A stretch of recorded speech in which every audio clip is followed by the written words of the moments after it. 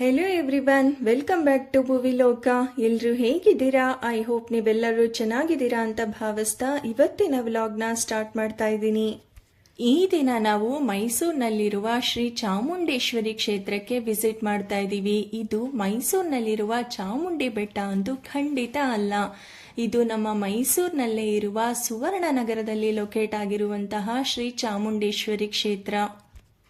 ಈ ಕ್ಷೇತ್ರ Mysuru ಸಿಟಿಯಿಂದ just 14 kilometres ಹತ್ತಿರದಲ್ಲಿ ಇದೆ. ಈ ಕ್ಷೇತ್ರಕ್ಕೆ ನೀವು ಬೋಗಾದಿ ಗದ್ಗೆ ರೋಡ್ ಮುಖಾಂತರನೂ ಕೂಡ ಬರ್ಬೋದು. ಆದರೆ ಒಳಗಡೆ ನಿಮಗೆ ಯಾವುದೇ ರೀತಿಯ ಪಬ್ಲಿಕ್ ಟ್ರಾನ್ಸ್ಪೋರ್ಟ್ ಇರೋದಿಲ್ಲ. ಹಾಗಾಗಿ ನೀವು ಪರ್ಸನಲ್ ವೆಹಿಕಲ್ ಅಲ್ಲೇ ಬರೋದು ತುಂಬಾನೇ ಒಳ್ಳೆಯದು. ಈಗ ನಾವು ಸುವರ್ಣನಗರದಲ್ಲಿರುವ ಶ್ರೀ ಚಾಮುಂಡೇಶ್ವರಿ ಕ್ಷೇತ್ರದ ಹತ್ರ ಬಂದಿದ್ದೀವಿ. ಇದರ ಸರೌಂಡಿಂಗ್ಸ್ ನ ನೋಡ್ತಾ ಇದ್ದೀರಲ್ಲ, ತುಂಬಾ ಪೀಸ್ಫುಲ್ ಆಗಿ ಹಾಗೆ ಕಾಮ್ ಆಗಿ ಇದೆ. ಈ ಕ್ಷೇತ್ರಕ್ಕೆ ನೀವು ಬರೋದಾದ್ರೆ ಸಿಟಿಯಿಂದ ಬೋಗಾದಿಗೆ ಸಾಕಷ್ಟು ಬಸ್ ಫೆಸಿಲಿಟೀಸ್ ಇದೆ. ಆದರೆ ಬೋಗಾದಿಯಿಂದ ಈ ದೇವಸ್ಥಾನಕ್ಕೆ ಬರೋದಕ್ಕೆ ಯಾವುದೇ ರೀತಿಯ ಪಬ್ಲಿಕ್ ಟ್ರಾನ್ಸ್ಪೋರ್ಟ್ ಇರೋದಿಲ್ಲ. ನೀವು ಸಿಟಿಯಿಂದ ಬೋಗಾದಿಗೆ ಬಂದು ಬೋಗಾದಿಯಿಂದ ನೀವು ಪರ್ಸನಲ್ ವೆಹಿಕಲ್ ಮಾಡಿಕೊಂಡು ಈ ಟೆಂಪಲ್ಗೆ ಬರಬೇಕಾಗತ್ತೆ. ಈ ಕ್ಷೇತ್ರ ಬೋಗಾದಿಯಿಂದ ಜಸ್ಟ್ 4 ಕಿಲೋಮೀಟರ್ಸ್ ಹತ್ತಿರದಲ್ಲಿ ಇದೆ. ಸುವರ್ಣನಗರದಲ್ಲಿ ಲೊಕೇಟ್ ಆಗಿರುವಂತಹ ಶ್ರೀ ಚಾಮುಂಡೇಶ್ವರಿ ಕ್ಷೇತ್ರ ಮಾರ್ನಿಂಗ್ 7:30 ಇಂದ 11:30 ತನಕ ಓಪನ್ ಇರುತ್ತೆ. ಹಾಗೇನೆ ಸಂಜೆ 5:30 ಇಂದ 7:30 ತನಕ ಓಪನ್ ಇರುತ್ತೆ. ಈ ಟೆಂಪಲ್ ಒಂದು ಬ್ಯೂಟಿಫುಲ್ ಪ್ಲೇಸ್ ನಲ್ಲಿ ಲೊಕೇಟ್ ಆಗಿದೆ ಅಂತಾನೆ ಹೇಳ್ಬೋದು. ಈ ಕ್ಷೇತ್ರವನ್ನ ಶ್ರೀ ಗೋಕರ್ಣನಾಥೇಶ್ವರ ಟ್ರಸ್ಟ್ ಅವರು ನಿರ್ಮಾಣ ಮಾಡಿದ್ದಾರೆ. ಹಾಗಾಗಿ ಈ ಟೆಂಪಲ್ ನೋಡೋದಕ್ಕೆ ನಮಗೆ ಮಂಗಳೂರು ಹಾಗೇನೆ ಉಡುಪಿ ಸೈಡ್ ನಾವು ಟೆಂಪಲ್ ನ ನೋಡಿದಾಗ ಹೇಗೆ ಅನ್ನಿಸ್ತೋ ಸೇಮ್ ಹಾಗೇನೆ ಅನ್ಸುತ್ತೆ. ದೇವಸ್ಥಾನದ ಕಂಪ್ಲೀಟ್ ಸ್ಟ್ರಕ್ಚರ್ ನಮಗೆ ಇಲ್ಲಿಯ ದೇವಸ್ಥಾನಗಳ ರೀತಿ ಕಾಣಿಸೋದಿಲ್ಲ. ಇದು ಸೇಮ್ ನಮಗೆ ಮಂಗಳೂರು ಹಾಗೆ ಉಡುಪಿ ಕಡೆ ಹೋದಾಗ ನಾವು ಯಾವ ರೀತಿಯ ಟೆಂಪಲ್ಗಳ ಸ್ಟ್ರಕ್ಚರ್ ಅನ್ನು ನೋಡ್ತೀವೋ ಸೇಮ್ ಅದೇ ರೀತಿ ಇಲ್ಲಿ ಮಾಡಿದ್ದಾರೆ. ಈ ಚಾಮುಂಡೇಶ್ವರಿ ಕ್ಷೇತ್ರದ ಸುತ್ತಮುತ್ತಲೂ ತುಂಬಾನೇ ಪೀಸ್ಫುಲ್ ಆದ ವಾತಾವರಣ ಇದೆ. ಹಾಗೇನೆ ಬ್ಯೂಟಿಫುಲ್ ಪ್ಲೇಸ್ ಕೂಡ ನೀವು ಇಲ್ಲಿ ನೋಡಬಹುದು. ಈ ಕ್ಷೇತ್ರ ಇತ್ತೀಚೆಗೆ ನಿರ್ಮಾಣವಾಗಿರೋದ್ರಿಂದ ಮೈಸೂರಿನಲ್ಲಿರುವ ಸಾಕಷ್ಟು ಮಂದಿಗೆ ಈ ಪ್ಲೇಸ್ ಬಗ್ಗೆ ತಿಳಿದಿರೋದಿಲ್ಲ. ಶ್ರೀ ಚಾಮುಂಡೇಶ್ವರಿ ದೇವಿಗೆ ಅರ್ಪಿತವಾಗಿರುವ ಈ ದೇವಸ್ಥಾನ ಬಹಳ ಶಕ್ತಿ ಕೇಂದ್ರವಾಗಿದೆ.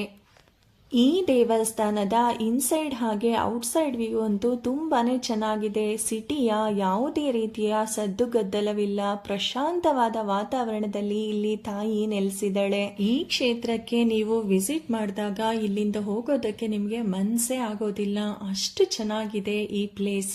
ಈ ಕ್ಷೇತ್ರದಲ್ಲಿ ಪ್ರಧಾನ ದೇವತೆಯಾಗಿ ಶ್ರೀ ಚಾಮುಂಡೇಶ್ವರಿ ನೆಲೆಸಿದ್ದಾಳೆ. ಈ ದೇವಸ್ಥಾನದ ಒಳಭಾಗದಲ್ಲಿ ಗಣೇಶ, ಸುಬ್ರಹ್ಮಣ್ಯ ಹಾಗೆ ಆಂಜನೇಯ ಸ್ವಾಮಿಯ ಗರ್ಭಗುಡಿಗಳು ಕೂಡ ಇದೆ. ಹಾಗೇನೆ ಶ್ರೀ ಬ್ರಹ್ಮನಾರಾಯಣ ಸ್ವಾಮಿಗಳ ಸ್ಟ್ಯಾಚ್ಯೂ ಕೂಡ ಇದೆ. ಈಗ ನಾವು ದೇವಸ್ಥಾನದ ಒಳಭಾಗದಲ್ಲಿ ಇದ್ದೀವಿ. ನೋಡ್ತಿದ್ದೀರಲ್ಲ ಎಷ್ಟು ಚೆನ್ನಾಗಿದೆ ಈ ದೇವಸ್ಥಾನ ಅಂತ. ಇದರ ಸ್ಟ್ರಕ್ಚರ್ ಅಂತೂ ತುಂಬಾನೇ ಚೆನ್ನಾಗಿದೆ.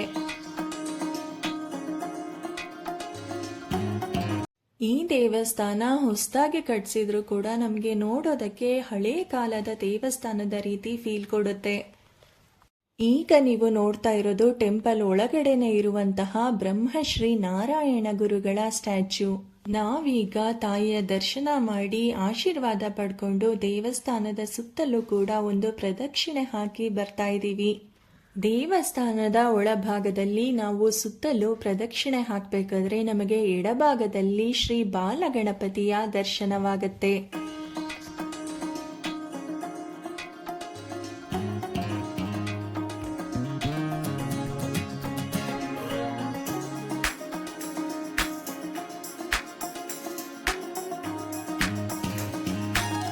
ಗಣೇಶನ ದರ್ಶನ ಮಾಡಿ ಮತ್ತೆ ಬಲಭಾಗದಲ್ಲಿ ನಾವು ಹೋಗ್ತಿದ್ದ ಹಾಗೇನೆ ನಮಗೆ ಆಂಜನೇಯ ಸ್ವಾಮಿ ಹಾಗೆ ಸುಬ್ರಹ್ಮಣ್ಯೇಶ್ವರ ಗರ್ಭಗುಡಿಯು ಕೂಡ ಸಿಗುತ್ತೆ. ದೇವರ ದರ್ಶನ ಮಾಡಿಕೊಂಡು ಈಗ ನಾವು ಟೆಂಪಲ್ ಇಂದ ಹೊರಗಡೆ ಬಂದಿದ್ದೀವಿ. ಟೆಂಪಲ್ ಔಟ್ಸೈಡ್ ವ್ಯೂ ಹೇಗಿದೆ ಅನ್ನೋದನ್ನ ನಾನು ನಿಮಗೆ ಈ ವಿಡಿಯೋದಲ್ಲಿ ತೋರಿಸ್ತಾ ಇದ್ದೀನಿ. ನೀವು ಕೂಡ ಮೈಸೂರಿಗೆ ಬಂದಾಗ ಸುವರ್ಣನಗರದಲ್ಲಿ ಲೊಕೇಟ್ ಆಗಿರುವಂತಹ ಶ್ರೀ ಚಾಮುಂಡೇಶ್ವರಿ ಕ್ಷೇತ್ರಕ್ಕೆ ಮಿಸ್ ಮಾಡದೆ ವಿಸಿಟ್ ಮಾಡಿ.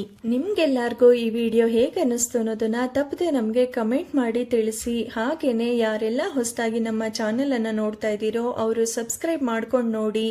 ಇದರಿಂದ ನಾವು ಹಾಕೋ ಪ್ರತಿಯೊಂದು ವಿಡಿಯೋಸ್ಗಳ ನೋಟಿಫಿಕೇಶನ್ ನಿಮಗೆ ರೀಚ್ ಆಗುತ್ತೆ.